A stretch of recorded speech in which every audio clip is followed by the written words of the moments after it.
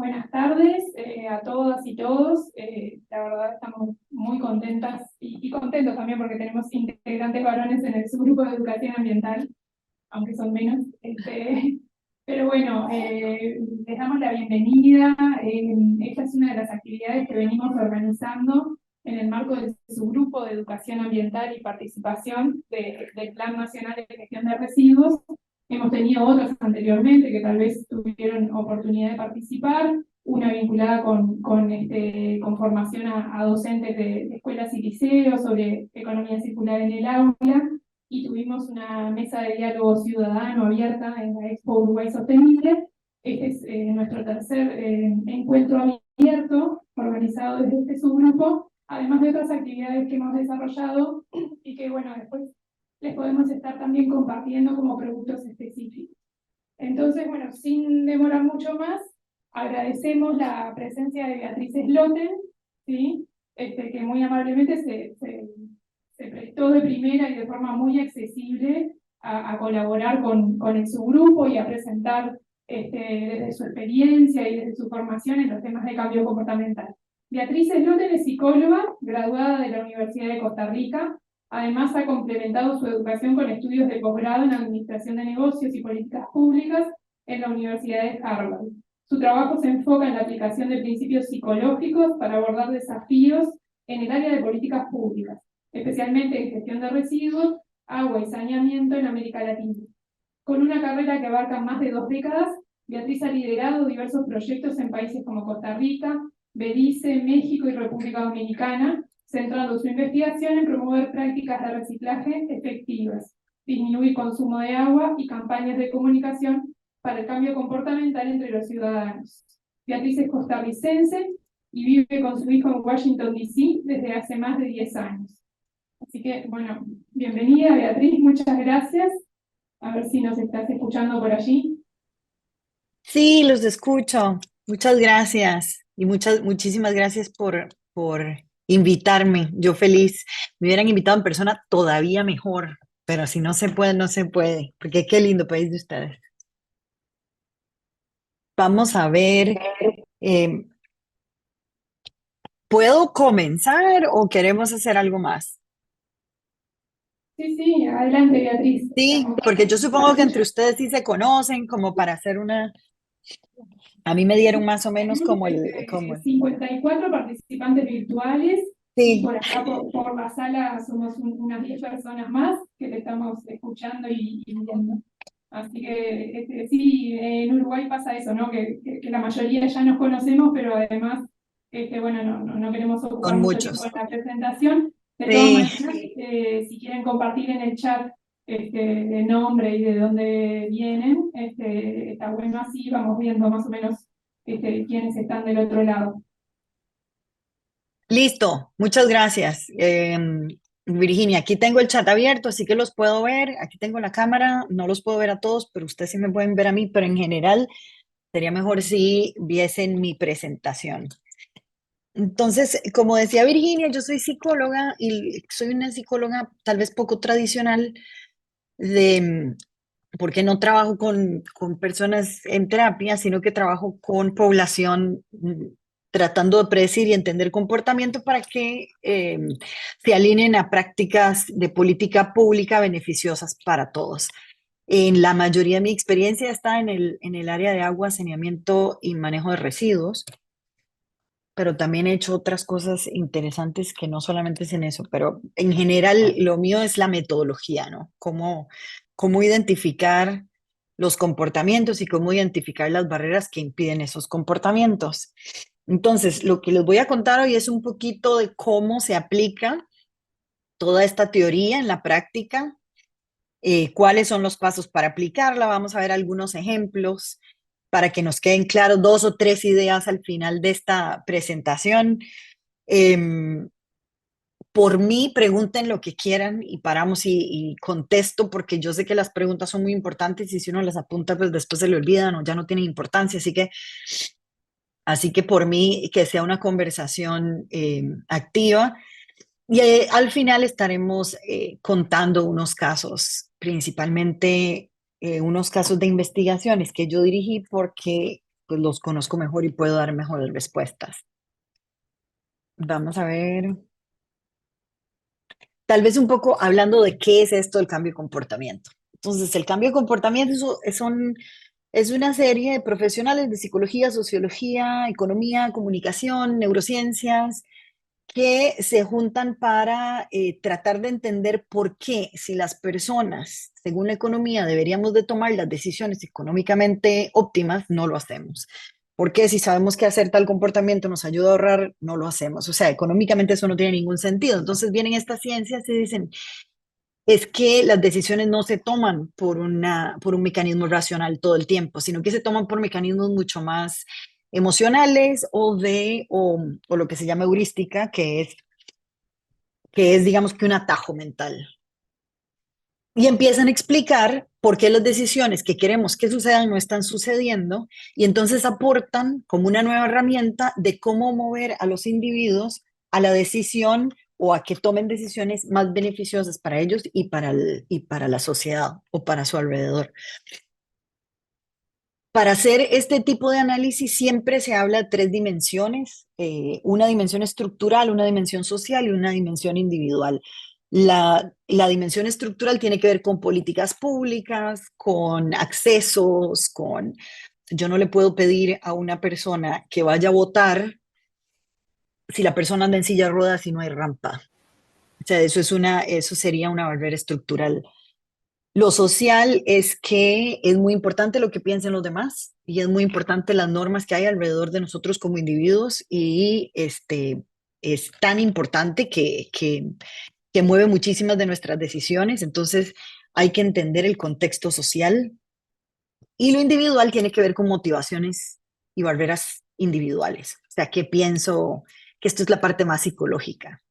¿Qué pienso yo? ¿Cuál es mi percepción?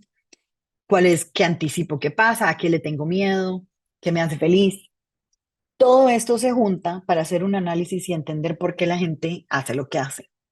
Uno de los principios más importantes que ahora se los decía en el tema de cambio de comportamiento, que es un principio teórico, es el principio de la norma social. La norma social lo que dice es que las personas somos muy influenciadas por otras personas. Y esto es muy importante porque en todas las políticas públicas o en la mayoría de políticas públicas, aunque uno centre la intervención en una sola persona, como se mueve la manada, va a ser como se mueva, posiblemente la influencia de cómo se mueva esta persona. El, como seres humanos queremos pertenecer a una manada, nos duele muchísimo no estar ahí y vamos a ver cómo este principio se aplica, ya sea haciendo sentir a la gente parte de un todo, o más bien diciéndole a la gente, bueno, es que si usted no hace esto, nos afecta al todo. Entonces ponerlo, digamos, en esa otredad que resulta positivo y se hace muchísimo en política pública. Por ejemplo, diciéndole a la persona, si usted no se coloca esa vacuna, nos pone en riesgo a todos. Entonces ahí está actuando la norma social, no nos gusta sentirnos por fuera, el mensaje está armado con respecto a esto y así podemos predecir que las personas van a reaccionar de una forma o de otra. Hay muchos ejemplos de la norma social que ha sido mal utilizada y ojalá ustedes se acuerden de no utilizarla así. Siempre los individuos queremos estar donde están la mayoría. Es un principio humano natural. Entonces, por ejemplo, en Costa Rica recuerdo que cuando seguramente en Uruguay es igual, cuando se juega fútbol, se consume más alcohol. Por tanto, suben los casos de violencia doméstica. Entonces, mientras se pasaba un partido de fútbol, en una esquina empezaron a poner los casos de violencia doméstica que estaban sucediendo en el momento, como para generar concientización y sensibilización. Lo que sucedió más bien fue que los agresores empezaron a ver que más y más gente agredía y más gente agredía y la norma social dio vuelta. Si todos lo hacen, ¿por qué yo no? Y fue contraproducente la campaña. Entonces hay que tener cuidado con mensajes del tipo nadie recicla, hay que hacer el cambio, en Uruguay es muy malo, bueno, reciclando solo el 2, 3, el 5, el 4% recicla, porque todo eso lo que hace es normalizar un comportamiento y la gente entonces digamos que se queda, ¿no? con el comportamiento de la manada y no estamos motivando a un cambio. El fenómeno de la norma social es también peligroso para la viralidad, pero es muy positivo para la misma viralidad, depende de lo que queramos, y la volatilidad de la popularidad. Se les acaba de resumir muchísima psicología. Si tienen una pregunta, con mucho gusto. Vamos a pasar a otro principio también muy interesante y muy importante, que es el cómo escribe uno los mensajes para la gente o cómo escribe uno las campañas. Y es que las personas, los seres humanos, tememos más a la pérdida de lo que nos gusta la ganancia. O sea, cuando uno hace un experimento, por ejemplo, diciéndole a la gente que va a perder $100 de su próximo salario o puede ganar $100 de su próximo salario, em, aunque sea el mismo número y el mismo riesgo y la decisión, digamos, debería ser 50-50 porque es exactamente lo mismo, la gente va a moverse mucho más a evitar la pérdida. Porque la pérdida, aunque sea en el mismo monto, en la misma cantidad, es mucho más dolorosa que la ganancia, aunque sea en la misma cantidad. ¿Esto qué quiere decir? Que si nosotros, en lugar de decir, esto es un ejemplo muy liviano, pero podría uno decir recicle y la vida cambiará, o recicle y perderá tal cosa o tal otra. En general, la pérdida tiende a tener, o sea, el colocar, digamos, o el encuadrar el mensaje en términos de lo que podría perder si no se realiza la conducta, tiene una, una predictibilidad de generar la conducta que deseamos.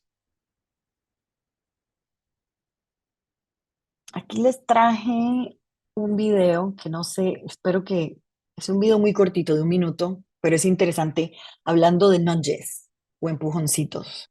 Esto es un concepto que generan dos profesores, Richard Thaler y Casson Stein. De hecho, Richard Thaler gana el Nobel de Economía por sus investigaciones. Un psicólogo que ganó el Nobel de Economía precisamente por generar estas nuevas explicaciones de la conducta, no desde el punto de vista económico, sino desde el punto de vista psicológico.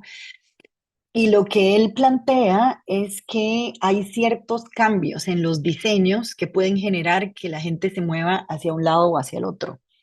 Siempre, ¿verdad? Con la libertad de nunca, de siempre dejar una salida, pero, por ejemplo, si la donación de órganos, hubo un caso de donación de órganos en donde la donación de órganos era baja porque se hacía cuando se llenaba el formulario de las licencias de conducir y había que llenar un formulario adicional para la donación de órganos. Y lo que hicieron fue cambiar la estructura, cambiar el diseño, y entonces en ese momento lo que se hace es que usted automáticamente dona órganos y más bien tiene que llenar un formulario para no hacerlo. Entonces, lo que hicimos ahí fue aumentar la fricción en un comportamiento y simplificar otro. Y pues claro, los porcentajes dieron vuelta, porque la gente no era que no quería donar órganos. O sea, no era un asunto como de conciencia, era un asunto de tiempo, de pereza, procrastinación. Entonces, al simplificarlo, se pudo potenciar la, la membresía, digamos, o la adhesión a la donación de órganos. Vamos a ver si se puede ver. Esto es un video una, de un rediseño que se hizo me parece que, bueno, ahí vamos a ver a dónde es. Y lo que buscaba era que las personas hicieran más ejercicio y dejaran de tomar las gradas eléctricas. Seguramente esto es muy común, seguramente ya lo han visto, pero si no, igual es divertido. Y entonces lo que hicieron fue diseñar una forma distinta de las gradas normales para promover que la gente se moviera haciendo más ejercicio. Díganme por el chat si lo pueden escuchar, por favor.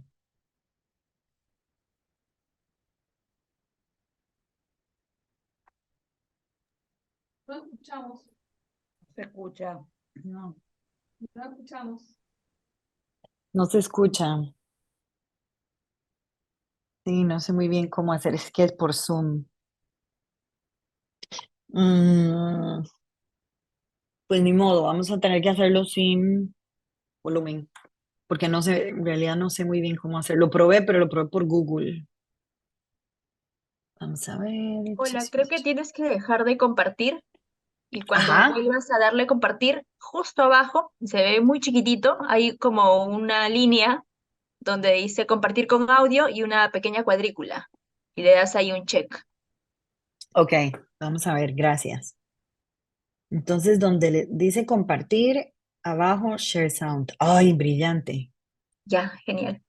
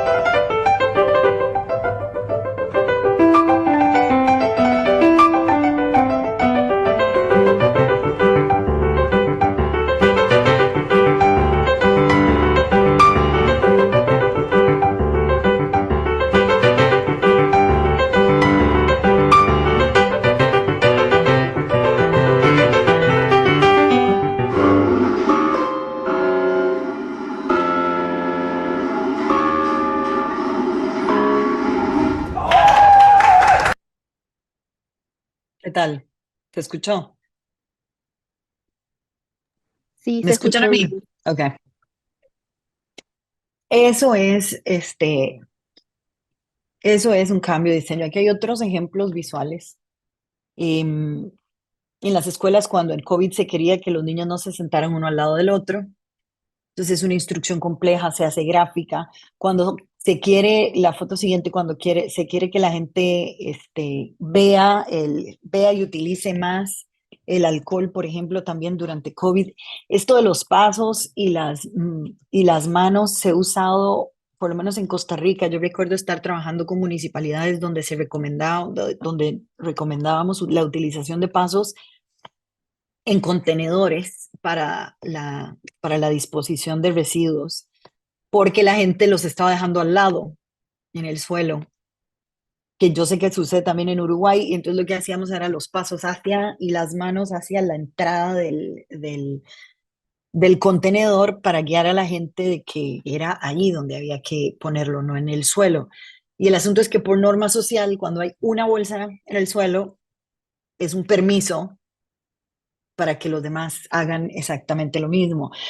Aquí hay otro que tiene que ver con el desperdicio desde la compra de la comida, donde se colocan las naranjas y la última está llena de moho y dice el 40% de la comida en Estados Unidos nunca es consumida.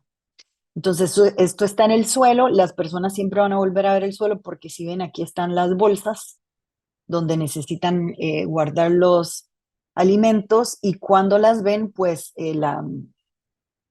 la idea aquí es que la gente se salga del automático, porque la gente tiende a hacer muchos comportamientos automáticos y los comportamientos automáticos no siempre son los racionales, de hecho casi nunca lo son. No quiere decir que todos sean malos, pero nunca son racionales, son pum, pum, pum. Voy al restaurante, ordeno lo mismo, voy al supermercado, compro lo mismo, me monto en el carro, no estoy pensando, oh, voy a meter primera marcha, segunda marcha, no, ya se vuelve automático. Entonces, lo que trataba uno muchas veces de sacar a la gente del pensamiento automático para que se mueva a decisiones más racionales. Y esto es lo que hace este ejemplo en el suelo. ¿Alguna pregunta hasta el momento? O sea, voy a abrir el chat. Ok, ninguna. Por acá vamos bien. Ok, el cambio de comportamiento. Entonces, una de las cosas que viene a aportar todo esto, toda la psicología, es como como darse cuenta que lo que se hacía con respecto a campañas era, no era suficiente para que se generara un cambio de comportamiento. ¿Por qué? Porque o sea, como que la gran pregunta teórica que le da la generación o sea, que genera la apertura de todo esto es, ¿por qué si la gente sabe, no cambia? O sea, ¿por qué si la gente em, sabe que tiene que ahorrar para el futuro? ¿Por qué no ahorra para el futuro? ¿Por qué si la gente sabe que cierta comida le puede generar enfermedades, la sigue consumiendo? ¿Por qué si se sabe que hacer ejercicio aumenta la vida, no se hace? ¿Por qué si hay que tomarse un medicamento, no se toma? Entonces, lo que empezamos a ver es que la información, la sensibilización, em, hay otros verbos que se usan, no son suficientes para hacer que la gente cambie.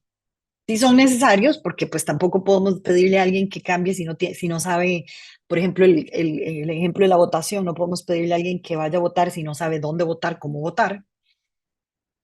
Pero por otro lado, si esa persona sabe votar y cómo votar, no necesariamente vota.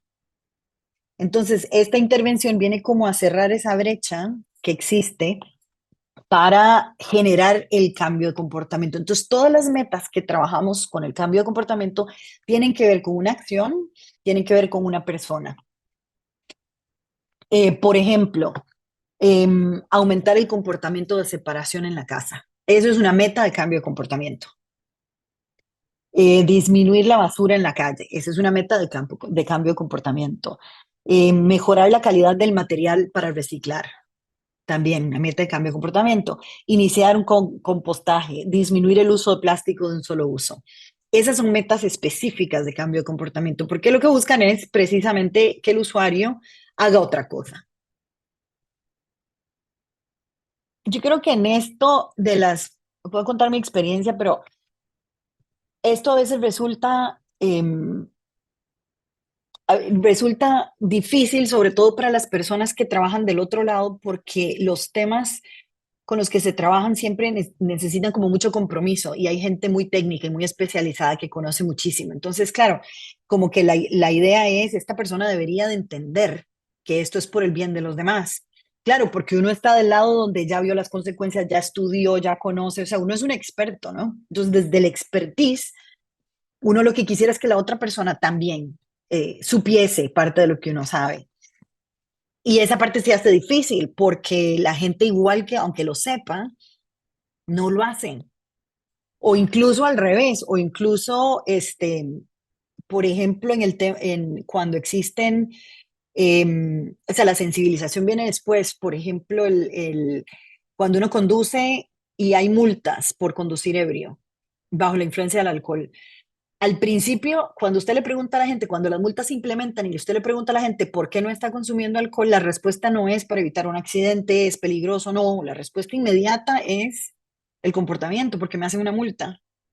Es después de que se genera, digamos, ese hábito que entra eso de, no, es que eso está mal, ¿por qué? Porque eso no se hace, porque entonces hay un bien común, pero no siempre es lo primero que entra. A veces sí, pero por sí sola la sensibilización y la información no necesariamente cambia el comportamiento.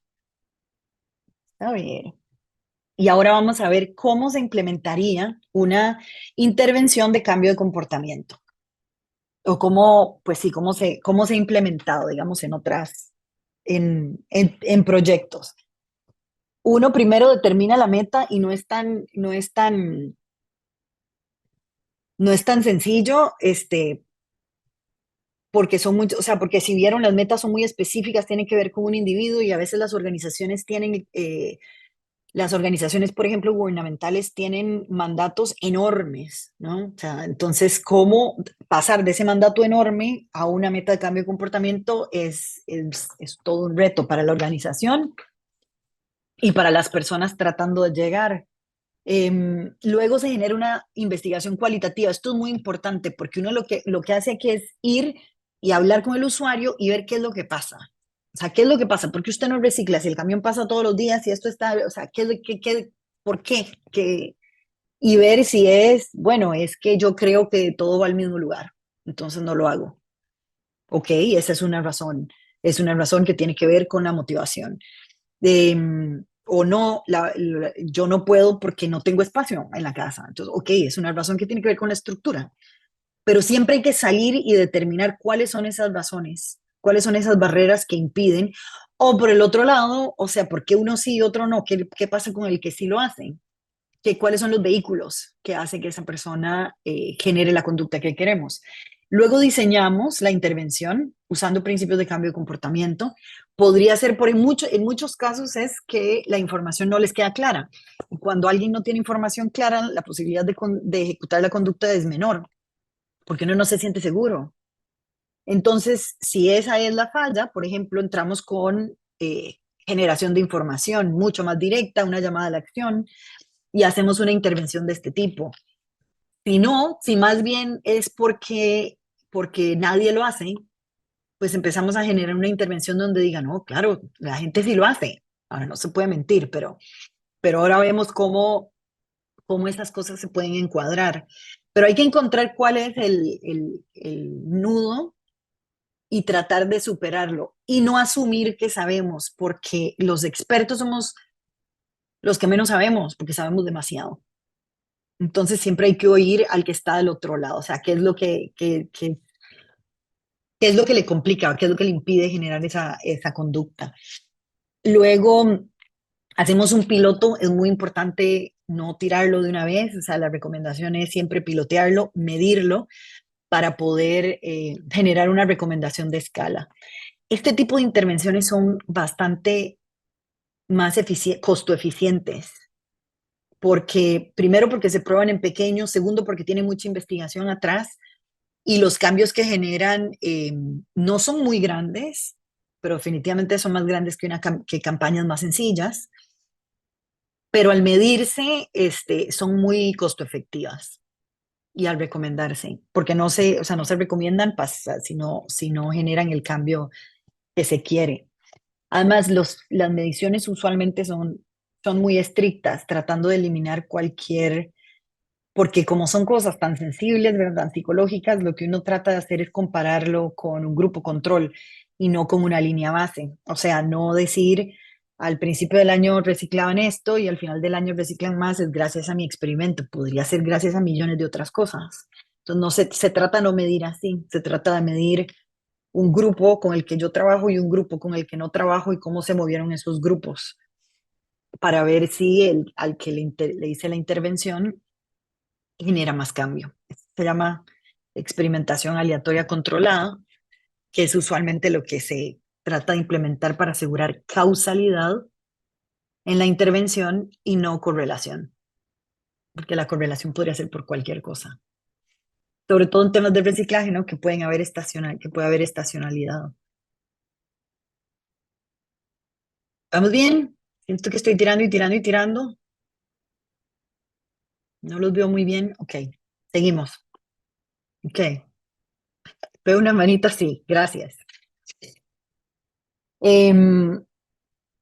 Una metodología que se está usando muchísimo en temas de cambio de comportamiento es determinar 3 dimensiones o hacer preguntas en 3 dimensiones para ver cuáles son las barreras que impiden o inhiben el comportamiento que queremos. Y esto es importante porque algunas pesan más que otras y siempre hay que ver las 3. O sea, no es solo ver el comportamiento de la gente, sino qué es lo que lo hace, qué es lo que lo hace más complejo y qué es lo que lo hace o sea, más sencillo. Y en este caso, hablamos de capacidades, oportunidades y motivaciones, que es mucho los 3 círculos que vimos al inicio, que era la estructura, lo social y lo individual. Las capacidades, en este caso, las capacidades son las capacidades que tiene el individuo de hacer un comportamiento. Por ejemplo, si yo quiero convencer a la gente con un video y ustedes no hablan inglés y el video es en inglés, pues ustedes no tienen esa capacidad.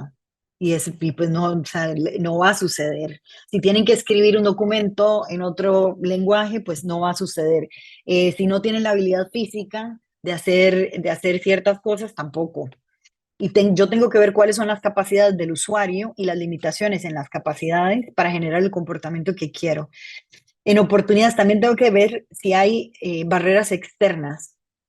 O sea, de yo reciclo y hago todo un esfuerzo por reciclar, pero no tengo dónde ponerlo, no tengo dónde colocarlo, el sistema es muy complejo, nunca pasan por él, si lo pongo afuera, lo rompen los perros o se lo lleva alguien más. Entonces, si la estructura no está lista, si lo externo no está listo para que mi comportamiento se genere, lo dejo de generar, porque no tengo la capacidad. O sea, por ejemplo, alguien puede tener la motivación de correr y la capacidad para correr y hacer una maratón, pero si sale y lo asaltan y vive en un lugar en donde no hay capacidad de correr, pues aunque estén dos de esas dimensiones, si falta una tercera, se impide el comportamiento. Entonces, siempre hay que buscar que las tres se alineen y buscar cuáles son las barreras en las tres. Esto es muy útil porque cuando uno hace las preguntas, uno no pregunta solamente, ¿pero a usted le interesa el reciclar o no le interesa el reciclar? ¿Pero usted qué piensa del reciclaje? Si no, ¿usted conoce cómo se mueve la intendencia con respecto a los bolsones? ¿Usted conoce que el número de llamada, el número para llamar al WhatsApp? O sea, tiene que identificar las distintas dimensiones para ver si es desconocimiento, desconfianza, no tengo suficiente información, la información que tengo es confusa, no tengo motivación, no hay nadie en la casa, es demasiado pesado, no tengo el espacio. O sea, todo eso tiene que darme a mí una mejor idea de por qué el comportamiento no se genera. Cuando hacemos la investigación cualitativa, todas las herramientas las basamos en esto, en tratar de identificar en esas tres áreas qué es lo que sucede con el comportamiento, dónde se facilita y dónde no se facilita. Me brinqué una, ¿cómo estamos de tiempo? Me brinqué una. Yo creo que estamos bien. Sí, o sea, puedo hacer una más y luego pasar a los casos o pasamos de una a los casos. Sí, no, una más está bien, no hay problema.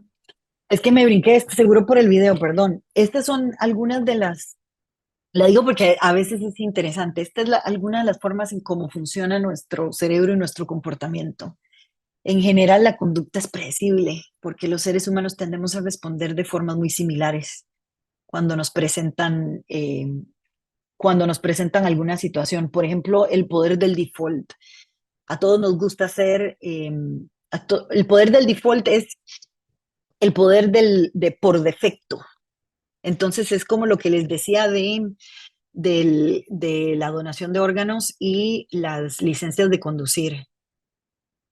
Si el defecto es, si el por defecto es que yo soy donante, la gente se va a ir más por ese lado que por generar una conducta distinta, una acción adicional para moverme. Todo el mundo se va a ir, o sea, es mucho más probable que la gente se vaya por defecto. Por ejemplo, si yo quisiera, el otro día lo hice en un salón, grabar una presentación como esta, cuando es en persona, por lo menos en este país donde yo estaba, todo el mundo tenía que escribir o sea, habría que preguntar, teníamos que tener el ok de todos, era unánime, si alguien no quería que se grabara, no se grababa. Entonces, claro, la gente decía, bueno, vamos a tener que preguntarles uno por uno, y entonces, si uno lo hace usando el poder del default, uno pregunta, ¿hay alguien que no quiera que esto se grabe? Entonces, ¿qué estamos haciendo ahí? Estamos dejando el por defecto, se graba. Y hay que hacer una conducta adicional, una actividad adicional, que levantar la mano o llenar un formulario si no se quiere que se grabe. Siempre está la posibilidad y el que no quiere que se haga, siempre tiene la posibilidad de no hacerlo. Pero lo que hacemos es que facilitamos que la conducta de grabarse, o sea, que es para todos, suceda. Eliminando fricciones es lo que les decía, hay que ver qué son esto lo hace muchísimo el mercadeo, por ejemplo, los gimnasios No sé si pasa en Uruguay, pero en Estados Unidos es facilísimo meterse en un gimnasio para ir a hacer deporte y dificilísimo salirse y cancelar la membresía. Y así en muchísimos servicios. ¿Por qué? Porque lo que hacen es facilitar la conducta que quieren promover y llenar de fricciones la conducta que quieren inhibir. Entonces, esto es otro, y funciona. Y esto es otro principio que usamos también en política pública. Luego, generando reciprocidad, la gente, la gente responde usualmente de forma recíproca. O sea, si yo estoy en un banco y estoy fúrica y súper enojada porque algo me pasó y llego a ventanilla con una cara terrible que voy a pelear y la persona me atiende, ¿qué tal? ¿Cómo está, Beatriz? Qué gusto. Empieza o sea, es difícil no reaccionar a eso. La gente usualmente es recíproca en el modo de actuar. Y eso se puede usar para generar cierto estado de ánimo. El efecto ancla es, la gente piensa en algo, que si yo les digo, esta charla cuesta $10,000 y ustedes la están teniendo gratis, la gente empieza a sentir, oh, wow, esto es una ganancia. ¿Por qué? Porque el ancla que di fue $10,000. Pero si yo lo hago distinto y digo, esta charla cuesta $1,000 y ustedes la están teniendo gratis, ustedes empiezan, ah, no, muy bien. Pero bueno, pero si yo les digo, esta charla fue pregrabada y más bien deberían de, es la misma charla, pero depende del ancla que yo le ponga, la gente la valora de un lado o del otro. Por eso existe todo esto también en mercado donde dicen, este producto valía o costaba no sé cuánto. Entonces uno dice, ah, qué bien la ganancia, pero el producto siempre costó lo mismo. O sea, un producto cuesta $100, pero bajó de 200 a 100. O alguien puede decir, el producto antes costaba 50 y ahora vale 100. Aunque el producto cueste 100, que es el análisis racional y el análisis que uno debería hacer, uno constantemente está pensando en las anclas que le ponen antes. Es una variable previa al análisis de otra variable que genera un efecto. El diseño visual ya lo vimos, reducir opciones también funciona muy bien. Si ven esta foto de los tres, o sea, las personas siempre, no siempre, pero la mayoría de las veces nos vamos a ir por la opción del medio, porque no comprometernos a la más pequeña ni a la más grande. Entonces, cuando uno coloca muchísimas opciones, la gente tiene sobrecarga cognitiva y le cuesta mucho decidir. Si uno reduce las opciones, es mucho más sencillo que la gente elija. Si uno coloca la opción que uno prefiere que la gente tome en el centro, es mucho mayor la probabilidad de que elijan esa. Si uno, por ejemplo, hace una pregunta en una entrevista y pone 5, es muy probable que la gente se vaya por la 3. Entonces, siempre que hagan una entrevista, mi recomendación es hagan 4, 6, no números impares, porque si hay un centro, ahí se va la gente. Disponibilidad. La disponibilidad es muy sencilla. Yo la uso con mi pobre hijo que quiere comer chocolates. Entonces pongo los chocolates muy escondidos dentro de la cocina y las manzanas sobre la mesa de la cocina. Entonces lo que busca es algo dulce, ¿qué es lo que está más disponible? La manzana. Bueno, si quiere el chocolate puede ir a buscarlo, pero le va a ser más complejo. Pero casi siempre nos vamos por lo que está disponible. Y el principio de planificación, que por tiempo se los voy a contar con un ejemplo. ¿Alguna pregunta hasta el momento? Ya deben de estar cansadísimos. ¿Todo bien? No veo cámara, solo chat. Ok. Les También, también. voy a contar algunos casos donde se usaron estos principios, que principalmente son investigaciones mías. Disculpa, Beatriz, ¿puedo hacer Sí, una pregunta? claro. Bien, bien, gracias. Saludo para todos. Eh, Más bien de consideración general, está muy claro todo lo que tú hasta aquí nos has venido explicando, sobre todo a la vista de los ejemplos, ¿no? Que son muy, muy elocuentes. Es una pregunta de corte general para saber si esto, además de que vemos que lo están grabando, vamos a poder acceder a este material, porque nosotros en la ANEP, hago esta intervención, te pido disculpas breves y ya dejo, porque en un ratito tengo que pasar a otra cosa. Si vamos a poder acceder a este material, porque nosotros en la ANEP, Administración Nacional de Educación Pública, le comentábamos a la gente, a Virginia Chiesa, del Plan Nacional de Gestión de Residuos, que nosotros hemos hecho un expediente formal para que haya un aval institucional de la ANEP para los aspectos de economía circular, lo que se espera de nosotros como instituciones educativas y demás, para que eso no quede supeditado a la presencia de una persona u otra persona que venga después, sino tener una continuidad institucional. Nosotros hicimos un expediente donde pedimos que se avale, digamos, institucionalmente los contenidos para trabajarlos después en las aulas. La pregunta es si vamos a acceder a esto que tú nos has planteado, que nos estás planteando, en un formato compactado o en un PowerPoint o como fuere. Esa era la pregunta. Gracias.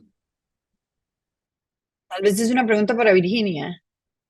Yo sé que al final, o sea, al final de esto yo puse una lista de fuentes. Lo que pasa es que no es igual que la presentación, son fuentes mucho más crudas, ¿no? O sea, libros, websites, otros reportes, habría que hacer una investigación para aplicarlo. Virginia, perdón. No, Beatriz, el material que tú nos compartas, nosotros lo podemos compartir con todas las personas que se Ok. inscribieron participando, así que lo que entiendas que pueda ser útil y que estés en condiciones de compartirnos, lo circulamos. Y respecto Claro. a lo que comentaba Horacio, es Horacio Suárez de Lima, que es una persona de ANEP que está, cualquier cosa recordame el cargo exacto, Horacio, pero es una área dentro de ANEP que está Uy, la en perdí. educación ambiental en ANEP. Entonces, por eso es un referente para nosotros. Un grupo que comentaba él de procurar dar continuidad a la participación de ANEP en el subgrupo. Pero bueno, entiendo que Horacio ahora se tiene que ir. Nosotros seguiremos trabajando en la instancia de propio subgrupo. Gracias, Horacio. Qué lástima, Horacio, porque ya iba a los casos donde se aplica las campañas de comunicación, las campañas de comunicación y educación. Pero bueno, aquí voy a por lo menos uno. El primer caso es una intervención que hacemos en una ciudad que se llama Curridabat, en Costa Rica, que es una municipalidad que tenía ya bastantes años de estar invirtiendo en campañas de información y el porcentaje del reciclaje de las personas que reciclaban no subían y estaban un poco frustrados y entonces hicimos este piloto. De las primeras cosas que salimos a hacer, como vimos antes, es ir a averiguar por qué la gente no estaba reciclando, cuáles eran esas barreras psicológicas y de contexto. Y principalmente, una era porque procrastinaban, se me olvidó, no sé, no, si quiero, porque tenían la intención y la sensibilización, pero se les olvidaba, no lavaban, no era que no lavaban, les parecía muy complejo. Ese era un grupo de gente o una de las grandes barreras. La otra era la gente que sentía como una desesperanza, como, ¿para qué voy a hacer esto? No va a cambiar nada. Es un esfuerzo que voy a hacer y no va a generar absolutamente nada. No porque no confíe en la municipalidad, sino porque igual el cambio climático viene, o sea, esto no tiene gran impacto. Entonces decidimos construir dos intervenciones para tratar de contrarrestar estos dos sentimientos. Una fue para contrarrestar la procrastinación, usamos el principio de planificación, donde aquí no está la foto, pero les enviamos una cartilla por debajo de la puerta a las personas donde había que rellenar y entonces decía, voy a sacar el reciclaje el día, línea, y abajo poníamos educación, o sea, la información, el reciclaje por su casa pasa miércoles de tal hora a tal hora. Lo que voy a reciclar es línea. ¿Por qué? Porque cuando uno planifica, esto es otro principio psicológico, la posibilidad del comportamiento aumenta. Entonces, si yo le digo a Horacio, vamos a ir vamos a hacer ejercicio o vamos a tomarnos un trago, pues ahí queda. Pero si yo le digo, vamos a tomarnos un trago el viernes por la noche en el restaurante que está en la esquina, hace frío, lleve jacket, le di 3 o 4 variables de planificación que van a aumentar la probabilidad de que Horacio asista a esa actividad. Si nosotros queremos que la gente haga ejercicio, vamos y les decimos, haga ejercicio. bueno, puede que genere algo, pero si les decimos, haga ejercicio, existe esta clase, la puedo hacer después del trabajo, traiga la ropa antes, lleve agua, lo que hicimos fue generar una serie de pasos para generar la planificación que ni siquiera o sea, ni siquiera tienen que estar llenos, como el documento del que hablé, donde estaba la línea en blanco, porque el cerebro automáticamente cuando empieza a hacerse las preguntas las contesta. Y entonces tratamos de medir si el hecho de planificar contrarrestaba la procrastinación. Lo otro que tratamos de hacer fue contrarrestar la desesperanza con la norma social. La norma social, otra vez, como vimos al principio, es muy importante y es que todos queremos ser parte de, y no nos gusta no ser parte de la manada y quedar por fuera. Entonces, lo que hicimos, aquí sí están los dibujos, fue que enviamos habían dos tipos de cartillas, una roja y una verde. Estamos respondiendo a los colores universales de los semáforos. Entonces, el rojo, además, en Costa Rica se dice ojo, mucho, ojo. O sea, todo el mensaje es para Costa Rica, se usa usted, se usan palabras, bueno. Y entonces el rojo decía, ojo, su casa recicló menos que el promedio de casas en su barrio. Si ven, lo que estamos diciendo es, usted lo hizo peor que el resto. O sea, usted está quedando por fuera. Estamos usando la norma social. Ahora, ¿qué es lo que aquí no podemos mentir? No están, porque en esto, o sea, nadie se puede inventar esto. Lo que estamos diciendo es el promedio de casas en el barrio. Y es cierto, la gente, o sea, se suma, digamos, todo lo que se recicla, se promedia y se va a una casa y se le dice, usted está por debajo del promedio. Y hay casas que estaban por encima. Entonces le enviamos la cartilla verde. Su casa recicló más que el promedio de casas en su barrio. Reciclar ayuda, o sea, es un reconocimiento. El reconocimiento hace que la gente continúe porque queremos ser parte de, y digamos que la penalización social es dolorosísima. Entonces no se imaginan, la gente llamaba a la municipalidad y decía, no, es que no se llevaron la bolsa, yo sí reciclé, pero o sea, la gente al principio o sea, no les gustaba, pero los resultados están arriba en la proyección. Pero el azul, si ven el azul, con respecto al control, es un aumento enorme el que hubo, como de 3 veces el número de casas. Con la planificación también hubo aumento, pero no fue tan fuerte como con la norma social. Entonces, ¿cómo se hace esto? Esto fue una experimentación aleatoria controlada. No podíamos hacer una recomendación abierta a una municipalidad sin probarlo primero. Fuimos a probarlo en la calle, montamos investigadores en los camiones a las 5 de la mañana para medir quién sí y quién no reciclaba. La variable era categórica, una casa que sí, una casa que no. Nunca medimos sobre línea base y futuro. O sea, no medimos hoy vamos a empezar el proyecto y vamos a ver cuántos reciclan hoy y en 5 o 6 semanas vamos a volver a medir a ver cuántos reciclan ahí. No. Lo que hicimos fue medir semana 1 contra un grupo al que no le mandamos nada. Era comportamiento neutro. Eso se llama un grupo control. A un grupo al que sí le empezamos a mandar la norma social y había otro grupo al que le mandamos planificación. Y empezamos a mover los 3 grupos y a ver qué cambiaba. Entonces, la predicción es que ninguno de los 3, o sea, si hay algo externo, como si llueve mucho, la gente saca menos reciclaje y en Costa Rica llueve el día con la noche. Si es estacional, depende del tipo de reciclaje. O sea, en diciembre se consume mucho más alcohol que es vidrio, el vidrio es pesado. Entonces, todo podría cambiar por elementos externos. Si los elementos externos cambian, se mueven el grupo control y el grupo experimental. Entonces, no importa, los anulamos porque lo que vemos es la diferencia entre uno y otro. No sé si me explico, tal vez es muy complejo, tampoco es importante en este momento, pero es una forma de medir causalidad. ¿Tenés una Eh, pregunta? sí, la vi. Ahora sí, Rosana, perdón. El impacto de la presión de la norma social, el temor a ser penalizado, no es, a ver la pregunta, la norma social no es una penalización, la norma social, no sé si me está preguntando por 2 cosas, pero la norma social es la necesidad que tenemos todos de pertenecer a un grupo. Ok, eso es distinto. La norma social es la necesidad que tenemos de pertenecer a un grupo. Entonces, lo que hacemos es usar esa necesidad que sabemos que la gente tiene en moverlos hacia una política pública, por ejemplo, en este caso, o decirles, por ejemplo, usted lo hizo, usted es parte del grupo, muchas gracias.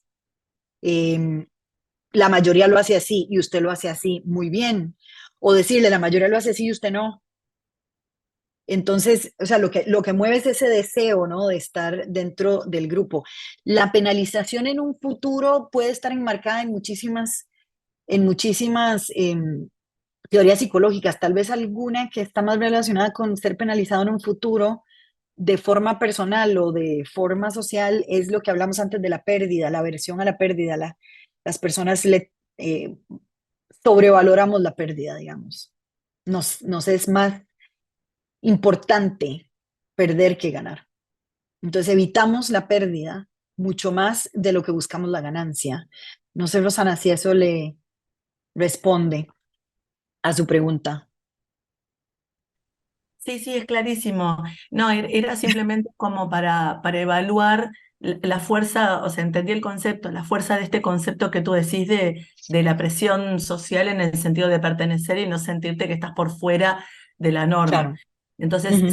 si es esa fuerza social o si también a veces en estos estudios exploratorios no puede haber un cierto temor a que el verte por fuera del promedio te puede implicar a futuro una penalización, y va en ese sentido, como que Claro, por ese lado, o sea, como que me sorprende, me parece bien, pero esto como para dimensionar cuál es la potencia que tiene esto que tú nombras como esto, como norma el social. adecuarte o seguir la Ujú. norma social, porque bueno, me parece que es clave para esto que estamos Ajá. hablando de diseño de políticas públicas, ¿no?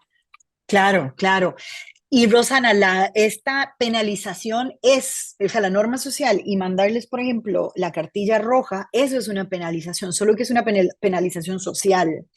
Y el asunto, o sea, su pregunta abre como todo un camino. Lo interesante de aplicar este tipo de herramientas es que por lo menos mi compromiso o mi interés con América Latina es que América Latina tiene los peores problemas y tiene muy pocos recursos.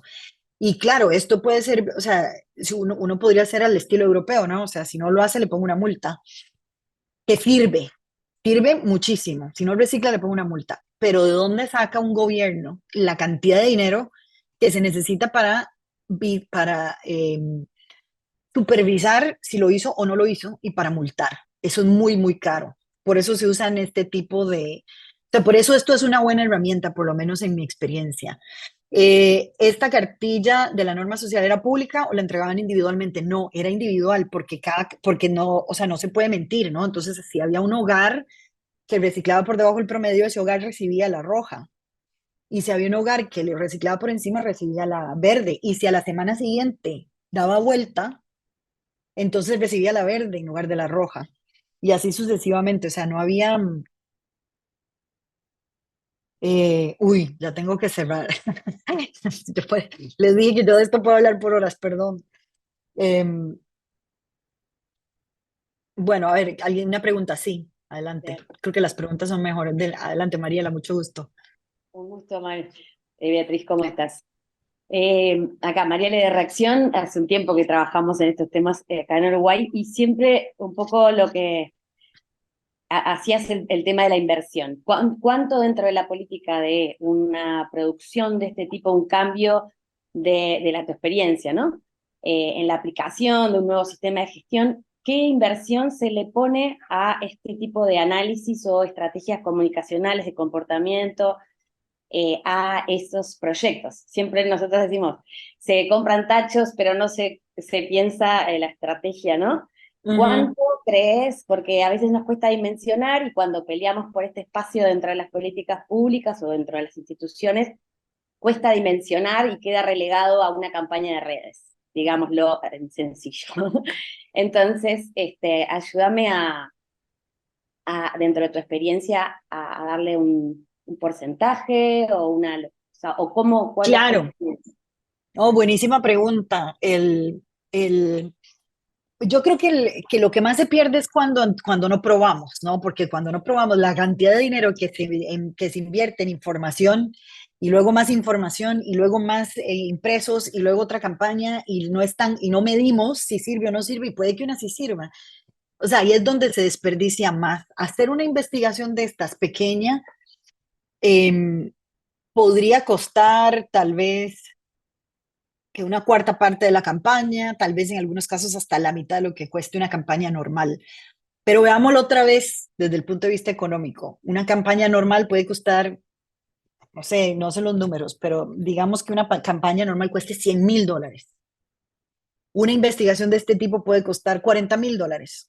Después de $40,000 se le puede decir a la organización, ahora sí, con esta información usted puede implementar una campaña que la va a hacer ganadora. ¿Cuál es la diferencia? Una costó 140 y la otra 100. Una es más cara que la otra. ¿Cuál es la diferencia? En un caso perdió 100 y en el otro, pues no perdió. Entonces, o sea, porque hay una inversión. Entonces, no es que sean más caras, son baratas, pero sí hay que medirlas, porque si no, el riesgo es la implementación grande donde no sirve. Ese es el riesgo de todos los gobiernos y de todas las municipalidades, por lo menos cuando yo he estado, donde no se mide cuál es el impacto. Perdón, Pero aquí tengo... Ajá, perdón, María, ¿le contesté no, o no? un detalle más, cuando decís 100 o decís un cuarto de esa campaña, estás asumiendo que que la campaña de comunicación y comportamiento es la que vale 100 o toda la estrategia de recambio de la gestión de residuos o de una política.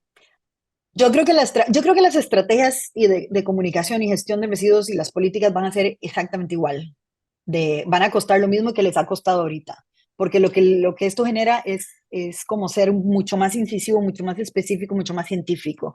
Entonces, el costo adicional es esa investigación, es determinar qué es o sea, es preguntar antes de hacer. Lo que pasa es que el resultado final va a ser que no se desperdicie el 100% de la inversión. Muchísimas gracias. Espero que haya sido clara. Rocío y Alejandro. Alejandro, por cierto, qué bueno este mensaje que puso por acá. No sé si fue usted, el de los... Ahora sí se aprendió. No, iba a pedir, Beatriz, que termines con la presentación porque así podemos aprovechar bien y después hacemos una ronda de preguntas, unos 15 minutos de preguntas. Ay, Dios, me va a dejar sin saliva. A ver, pobres, perdonen entonces, Rocío y Alejandro, ya regresamos. Gracias. Virginia es aquí la jefa, entonces vamos a tener que seguir. Hay otro caso, los voy a hacer más cortos. Este caso es sobre la disminución de consumo de agua en las casas. Nos damos cuenta, es otra ciudad en Costa Rica, nos damos cuenta que queremos bajar el consumo, vemos los números, no podemos ver qué se consume, o sea, en dónde se consume dentro de la casa, pero podemos ver por los números de consumo que en la mañana hay un consumo más alto. ¿Qué es lo que pasa diferente en la mañana? La ducha. Por lo menos en Costa Rica la gente se ducha siempre en la mañana. Entonces hacemos una intervención para bajar el consumo en la ducha. Lo que nos damos cuenta es que la ducha, cuando salimos a preguntar y hacemos el análisis cualitativo, nos damos cuenta que la ducha es placer y que además en la ducha hay una ceguera temporal. O sea, todo el mundo subestima no tienen ni idea de lo que tardan en la ducha. Todo el mundo cree que tarda 5 minutos, 10 minutos. No, el promedio es mucho mayor. Y lo que necesitábamos es que la gente tardara 5 para bajar el consumo a la mitad. Entonces decidimos generar una gota, que era un sticker, es una calcomanía o una pegatina, no sé, ya no sé qué palabra usar. Espero que se entienda. Algo que se pega a la pared, se pegaba en el baño. Em, y lo que decía era, báñate en lo que dura tu canción favorita. Otra de las cosas que nos dimos cuenta que no era una barrera, sino que nos dimos cuenta como un caballo Troya, le digo yo, cuando encontramos un comportamiento que se da además, al lado del comportamiento que queremos, que lo podemos usar para meter otro, ¿no? Como un vehículo. Nos dimos cuenta que la gente pone música al bañarse. Entonces, lo que hicimos fue poner un mensaje que decía, báñate en lo que dura tu canción favorita. Las canciones en general duran menos de 4 minutos. Entonces estábamos proyectando que la gente bajara el consumo a menos de a 5 minutos. En este caso tuvimos un error de medición y no tenemos los resultados, pero aquí hay uno donde sí tenemos los resultados. El último. En Jiménez, también Costa Rica, hay una municipalidad justo al lado de la Curridabat del primer experimento, pero esta es mucho más rural. Y lo que pasa aquí, reciclan muchísimo porque tienen mucha conciencia, pero otra vez la conciencia no es suficiente, entonces reciclaban y el 90% había que tirarse porque no estaba bien preparado. Y aquí sucedía una especie de licencia moral. La licencia moral quiere decir que cuando hacemos un comportamiento positivo, nos damos la licencia de hacer otros negativos, porque ya sentimos que cumplimos. Entonces, como la gente reciclaba tanto, no les parecía importante o no contemplaban el cómo preparar el material reciclable. Y o sea, con respecto al sistema que se tenía en esa ciudad, no de todo tenía que ser desechado. Entonces iniciamos una campaña usando lo mismo que usamos en Curridabat, dos principios, planificación y norma social. Pero aquí la planificación, esto era rural, no era urbana. Entonces la planificación no tenía sentido ir casa por casa dejando un papelito, una cartilla. Lo que hicimos fue usar algo que se usa en Costa Rica, en las zonas rurales, que se llama perifoneo. Entonces el perifoneo es un carrito que tiene arriba eh, ay, ¿cómo se llama? Un speaker que suena y Parlante. nosotros, parlante, perdón, un parlante y nosotros escribimos el guión. Y lo que hice, o sea, lo que estábamos generando es el mismo principio, planificar, ¿no? Anticipar para que la gente suba la conducta, pero en lugar de ponerlo en una lista de esto el día voy a sacar el reciclaje, esto es lo que voy a sacar, pasábamos un día antes del día del reciclaje dando solo, o sea, la guía repetía como 5 veces dos verbos, lave y seque, lave y seque, lave y seque. Entonces pasábamos diciendo, mañana pasa el reciclaje, lave y seque. Recuerde ponerlo en el lugar no sé cuánto, lave y seque, haga, lave y seque. Entonces eran como 3 mensajes y el lave y seque. Éramos locos a todos con el lave y seque, pero lavaron y secaron. Y en este caso, por eso es tan importante como conocer muy bien dónde estamos trabajando. En este caso era una ciudad, bueno, una ciudad no, pero era una municipalidad al lado de la de Curridabat.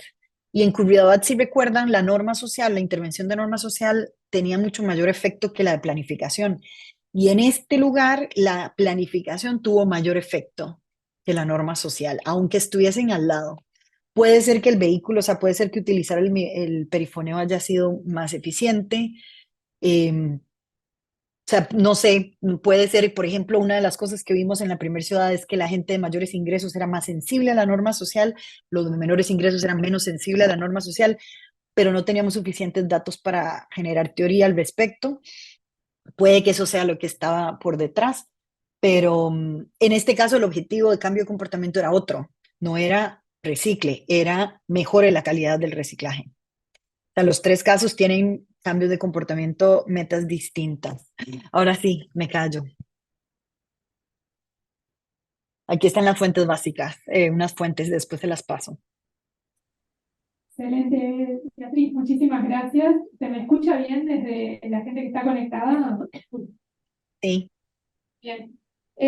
Bueno, espectacular, la verdad, todo lo que nos comentaste, tanto la parte conceptual de la economía del comportamiento como los ejemplos de experiencias concretas, creo que nos pueden aportar muchas pistas para, sobre todo pensando en distintos actores que trabajan directamente con la población, tratando de involucrarlos en los distintos sistemas de gestión de residuos y de valorización, ¿no? Ya sea intendencias, planes de gestión, organizaciones de la sociedad civil que también tienen experiencias específicas de trabajo con la población, las cooperativas de clasificadores, o sea, identifico muchos actores que creo que les puede ser de mucha utilidad toda esta información. Quería sí poner en contexto el subgrupo antes de pasar la palabra a los participantes, para tener un poco el marco de por dónde venimos como subgrupo en relación a estos temas, ¿no? El subgrupo, en realidad, si bien tiene un año de formación, menos de un año, las personas que conforman este subgrupo ya están vinculadas, muchas de ellas, a la Red Nacional de Educación Ambiental hace muchos años. Es una red que tiene también una trayectoria muy larga, y hay en Uruguay un Plan Nacional de Educación Ambiental, que es el que da marco a todas las iniciativas de educación ambiental en Uruguay, y nuclea un montón de instituciones. Y el Plan Nacional de Gestión de Residuos toma planea el Plan Nacional de Educación Ambiental como parte de su marco conceptual. Entonces, lo quería comentar esto porque tiene esta complementariedad que tú señalabas hoy, Beatriz.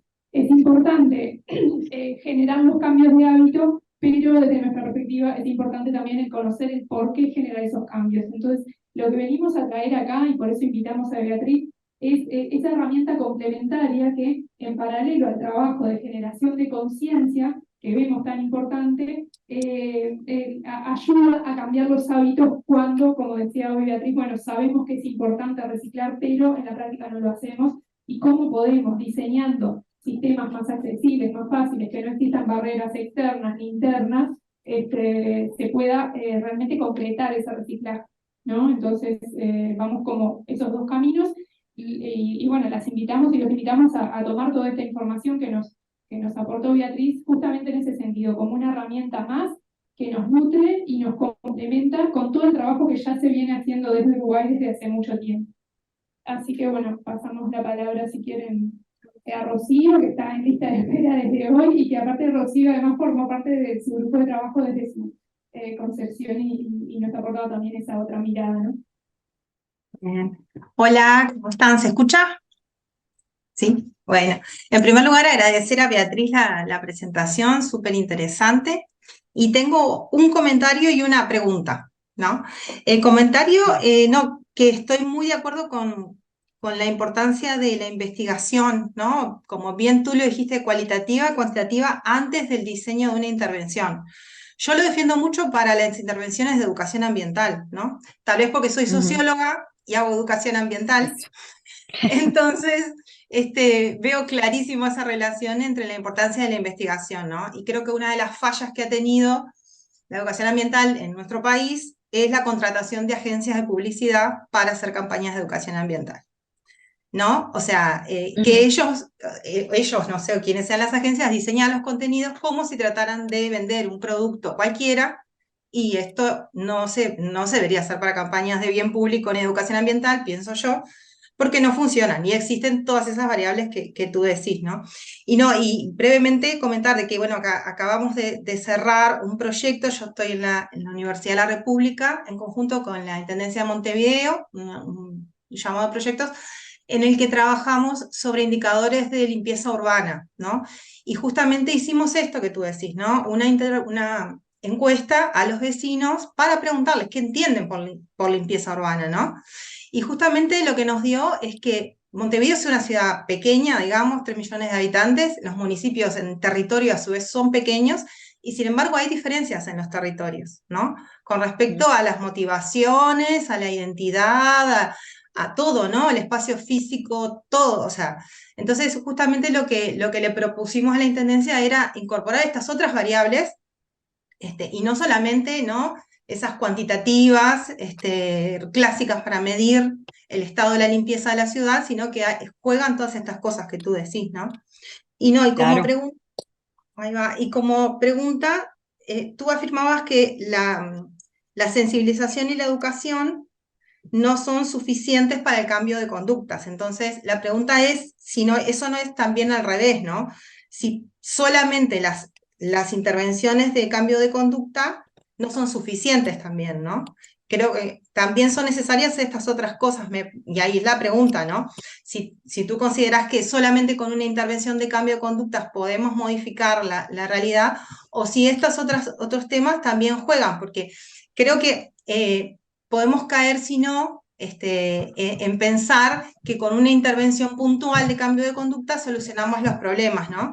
Y sin embargo, yo también en tu exposición veía algo que yo comparto también, que existen estas otras cosas que tienen que acompañar, como tú empezaste diciendo, ¿no? La infraestructura tiene que acompañar, las políticas Ujú, públicas, las normativas tienen que acompañar, y el ujú, conocimiento también, ¿no? Entonces, ujú, ujú, si no trabajamos todas esas patas al mismo tiempo, entonces ahí la intervención falla también, me parece a mí, ¿no?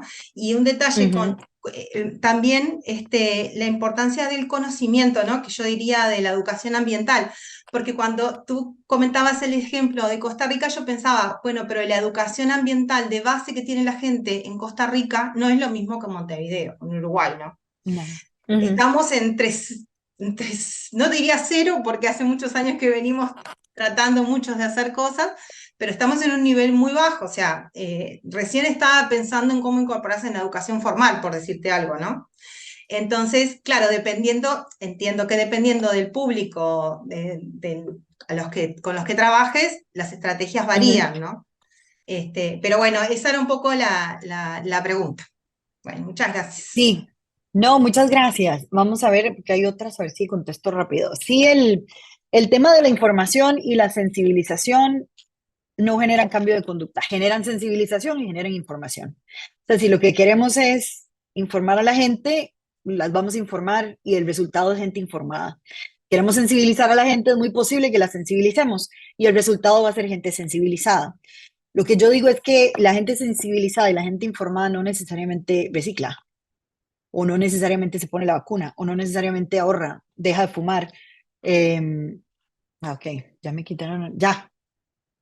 Entonces, sí es complementario en el sentido de que, claro, no podemos, o sea, si se necesita un sistema, hay que meter el sistema, si se necesita información, hay que darles información, pero se vuelven elementos, no se vuelven el vehículo, o por lo menos dentro del cambio de comportamiento.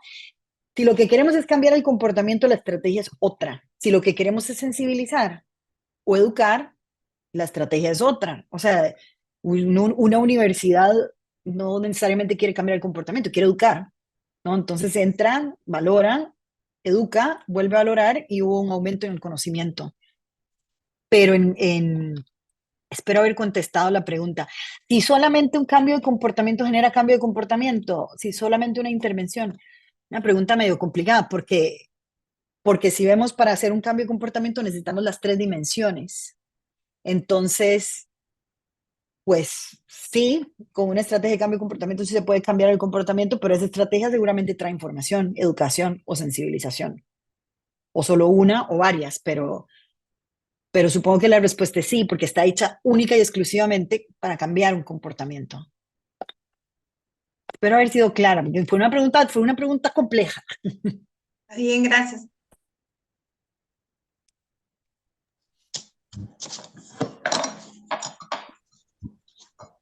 ¿Quién sigue? Alejandro y después Beatriz. ¿Qué tal? Buenas tardes. Hola. Primero que nada, quiero felicitar por la claridad y la calidad de la exposición. No se hizo para nada pesada. Es el Qué tema bueno. buenísimo, ¿no? El tema de sensibilización y participación es algo que en el departamento soriano siempre hemos estado machacando. No hemos tenido muchos Mm, recursos para instalar el reciclaje y demás, entonces siempre gastamos acá porque sabíamos que era una semilla que sembrábamos a futuro. Estoy hablando del 2012, 2013 hasta la fecha. Hoy en día en el ujú, departamento tenemos puntos de entrega voluntario en todas las ciudades y tenemos recolección puerta a puerta de residuos reciclables en todas las localidades, que no es poca cosa. Eso por un lado. Después me pone re contento que estén participando del Zoom gente de otras ciudades que no son de Mercedes y de otras localidades pequeñas que pueden acertar esto. Y voy derecho a la pregunta para no quitar mucho tiempo. Este, Esto que decía de que ujú. está participando todo el departamento y de que además el Ministerio de Ambiente es el que está presentando esta iniciativa y nos está pidiendo los planes de acción, demuestra que vamos por buen camino. Es que está bueno unificar criterios y estar todos en sintonía, y y buscar esa sinergia público-privado y diferentes actores. Acá hay representantes de comisiones de vecinos, hay de juntas departamentales, están los chiquilines que hacen formación puerta a puerta en los domicilios, en la brigada ambiental, o sea, estamos todos acá en el Zoom. Venimos bien con la clasificación de residuos domiciliarios. Ahora, lo que estamos viendo, que hoy estaba conversando con los chiquilines y con la gente de Dolores, es que no se está adhiriendo mucho los comercios en esta separación de residuos. Nosotros en Soriano no cobramos la recolección de residuos comerciales, hacemos la recolección gratuita a toda la ciudad, a instituciones, comercios. Si bien la obligación de la Intendencia sería solamente para domicilios. Entonces la pregunta puntual es, ¿cómo ves tú, sobre todo sabiendo que es un tema político y que se vienen las elecciones y demás, crear una reglamentación que quizás no obligue, pero que exhorte al comercio a separar los residuos y cambio contrario por ese tema de ancla que venías hablando, si no se prende a la separación de residuos y sacarlos la hora que nosotros pasamos, dejar de hacer la recolección? ¿Se entiende? Sí, bueno, más o menos la entendí, pero es porque me falta contexto, no porque usted nos haya explicado. Pero yo creería, o sea, hay cosas distintas. Si estamos hablando de penalizaciones, digamos, de política pública, pues eso es distinto a generar cambio de comportamiento, ¿no? Porque ya penalizar, digamos, con dinero o penalizar, eso es muy básico, si funciona. Y económicamente se mide la sensibilidad del usuario, ¿no? O sea, si es sensible a $100 o si no, o si es sensible a $500.000, o sea, depende.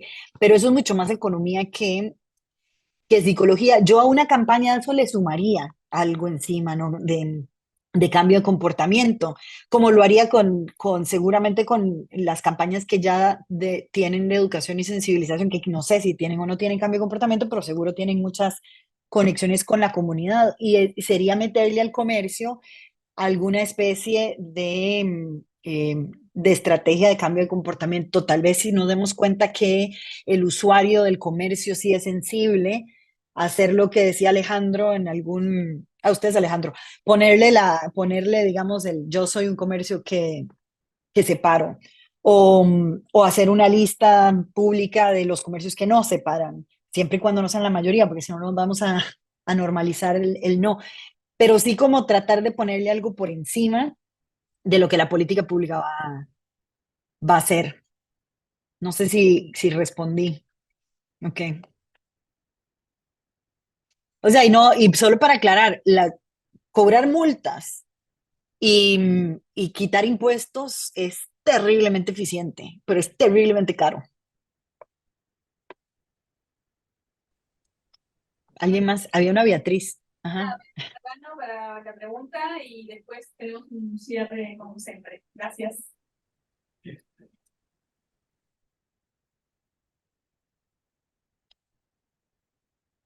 Era Beatriz, pero yo creo que está hablando.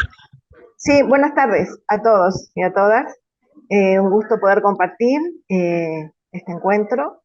Bueno, un poco, Beatriz, agradecerte por tu intervención, por tu aporte y por esto que hace que nosotros, los educadores ambientales, que estamos imbuidos en una historia de casi 20 años en una red nacional de educación ambiental, que nos da mucha fuerza, que nos ha hecho crecer mucho desde la parte de educación, y yo justamente trabajando desde la gestión además, ¿no? Tratando de cómo acompañar los procesos educativos y los procesos de gestión, cómo hacer esos nexos para que podamos de alguna manera enriquecernos mutuamente.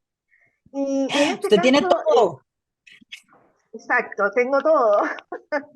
Sí. Bueno, no pasa por tener o no tener, pero el tema que yo me estoy planteando ahora que tú estabas hablando, que estas herramientas, que yo las veo como una herramienta, muchas veces nos juegan un poco en contra de la educación ambiental, porque es como lo que nosotros justamente en educación ambiental tratamos de construir una mirada reflexiva de justamente esas cosas que hacen que repitamos los modelos o que copiemos al otro cuando en realidad no deberíamos.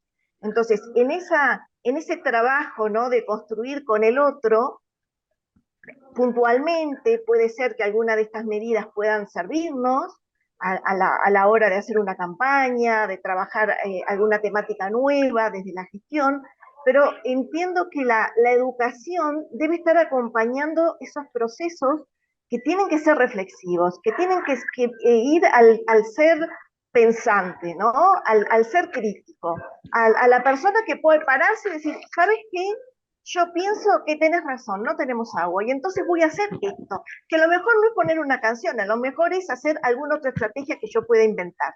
Y creo que por lo menos a mí y a muchos compañeros educadores, nos ha ayudado mucho el poder intercambiar en un intercambio real y sincero con el vecino, con el que, con todos los que estamos involucrados de repente en alguna gestión o en alguna temática, y poder pensar, ¿cómo lo harías tú? ¿Qué te parece? ¿No? Inventemos juntos, creemos juntos, reflexionemos juntos. Y ahí está el compromiso, y ahí está la creatividad, y yo doy la certeza que después que lo vemos, no podemos echar atrás. Yo creo que a veces les digo, después que vemos lo que hacemos mal, nos quema volver a hacerlo. Y eso tiene que ver con este proceso de construcción, que es más lento, que tiene que ver con cada uno, que tiene que ver con cada personalidad, pero que tiene que ver con cada territorio, con cada lugar. Como tú decías, si yo no tengo las cosas necesarias, no lo voy a poder hacer. Si a mí no me pasa el recolector en el momento de tiempo y forma, no voy a poder hacerlo. Es decir, cómo ir congeniando todas las partes desde un lugar de construcción colectiva.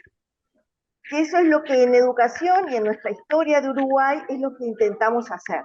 Construir permanentemente un país mejor, una educación ambiental que nos ayude a entendernos y entender el ambiente en el que estamos, entender el conocimiento siempre, ¿no? Es cambiante. Muchas veces, como tú decías, a veces lo hacemos no es porque seamos malos, porque no sabemos. No. Entonces, la importancia del conocimiento, la importancia de los procesos educativos, la importancia de considerar al ser que está con nosotros como un semejante, un igual que nos necesitamos, ¿no? Entender que todos nos necesitamos, en esto no podemos mirarnos solos, y desde ese lugar pararnos para poder como caminar juntos, ¿no? En esto por eso en nuestra red tenemos ONGs, instituciones públicas y privadas, ministerios, intendencias, ¿no? Cómo tratar de hacer esos lazos que son tan difíciles, pero que son tan ricos y tan humanos, que de alguna manera nos dan esto el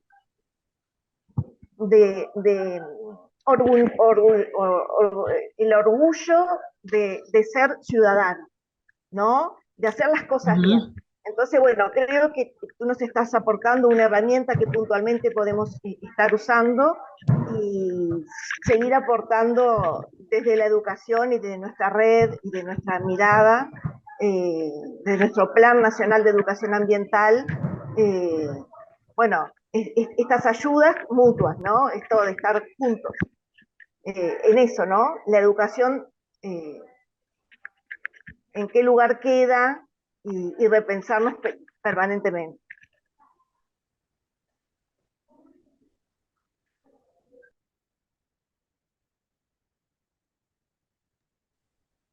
Eso no era una pregunta, ¿verdad? No.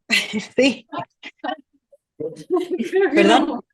No, la pregunta era, ¿dónde quedaba la educación ambiental en estas...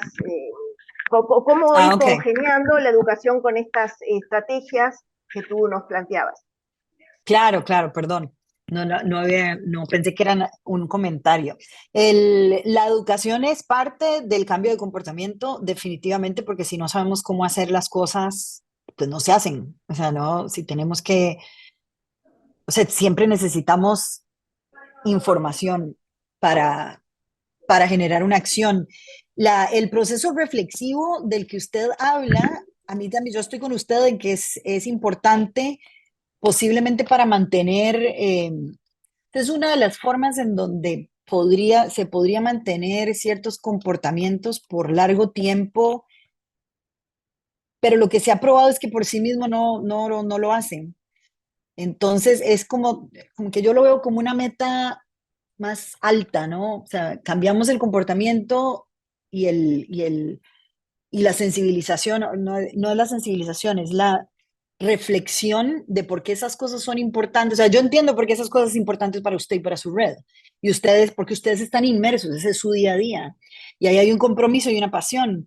Pero gente que tiene, digamos, compromisos que compiten o no, o sea, uno tiene una capacidad de RAM, una capacidad cerebral limitada, no puede estar como comprometiéndose con todas las causas. Entonces, o sea, es posible que no, que esa exploración, creo que usó la palabra, no necesariamente se dé con otras personas, pero es muy posible que después de estrategias de cambio de comportamiento o de educación con acción, que puede ser algo muy de cambio de comportamiento, llegue digamos, esa reflexión, ¿no? Que se termine interiorizando. Pero yo, en mi experiencia, lo que he visto es que ese es el camino más largo. Por ejemplo, en el segundo experimento era la población, en el tercer experimento, la población del ABC, que era población con muchísima conciencia de ambiente, hacían compost, creían mucho en lo que hacían, había realmente una reflexión, pero igual había una licencia moral y no sucedía. Entonces siempre había que meterle el componente de entender al otro y por qué el otro no estaba ejecutando la conducta. Bueno, muchas gracias por la... ¿Se escucha bien? ¿Sí? Uy, sí, estamos 6 minutos por encima, perdón. Sí, sí. El comentario, muchas gracias Gracias. por toda la explicación, todo tu conocimiento. Gracias a todos los que hicieron las preguntas. Y bueno, y esto nos queda como una herramienta más para poder implementar y mejorar los resultados que hoy tenemos con la educación ambiental, por supuesto, como planteaste, ¿no? Como algo que es fundamental, pero que está bueno tener otras herramientas para poder complementarlo de lograr los objetivos que todos queremos, que es tener mayor nivel de educación, reciclaje, bueno, para el ambiente. Así que le dejo la palabra a Marisa de SEMPRE para que haga el cierre y les agradecemos a todos por estar acá hoy. Hago cierre cortito. Buenas, ¿cómo andan los que están ahí? ¿Todo bien? ¿Ahí se escucha? Ahí más ¿Ahí? cerca, ¿Sí? ¿Qué tal? ¿Cómo andan? Buenas. Ahí estamos. Mientras las iba escuchando, pensaba en una imagen que conocen varios de los que están acá conectados, que siempre usamos en SEMPRE, que es una especie de puente muy encostado y con muchas idas y con muchas vueltas que te llevan a un solo lugar. La verdad que lo que venimos trabajando en el subgrupo desde mayo, intentamos darle todo el enfoque de educación, pensando siempre en cómo mejorar la participación ciudadana. Intentamos ir por todos los caminos posibles. Gracias, Beatriz, te sumaste, nos conocimos hace algunos meses, es una mirada muy interesante, práctica, que nos pareció que está muy adecuada, pensando en estos caminos que quizás son un poco por las tangentes. Y bueno, y con la mirada de Beatriz y Rocío y Laudelario del tema, la Renea, la verdad es que aprendimos mucho en el proceso y creo que es el inicio, porque básicamente hay que seguir aprendiendo mucho más.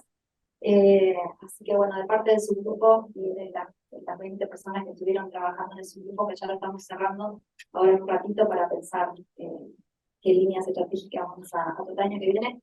Te agradecemos, Beatriz, y bueno, también gracias a los que se sumaron en todo este pienso para en definitiva mejorar lo que es la participación. Así que,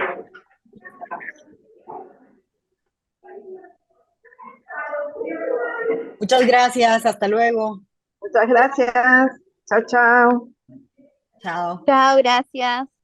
Chao, gracias.